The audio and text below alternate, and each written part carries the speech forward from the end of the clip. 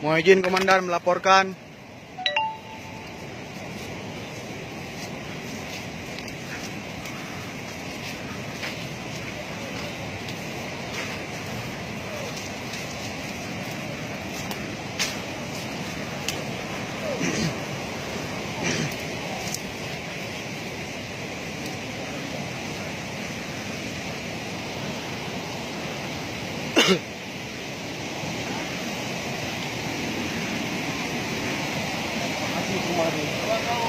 Video.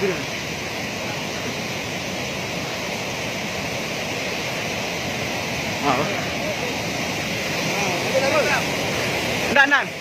Video. Dapat kami laporkan dari lokasi jebolan cangkul di Kerasa Kumbang, Kecamatan Bangka Larut, Kabupaten Aceh Utara. Kita lihat bersama-sama.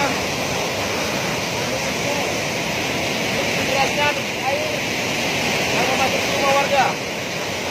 Memang di sini tidak ada hujan, tapi karena situasinya hujan gunung, debit air naik. Jadi kita khawatirkan kalau memang hujan berkepanjangan di atas, ini akan lebih memperparah situasi Kerasa Kumbang dan sekitarnya.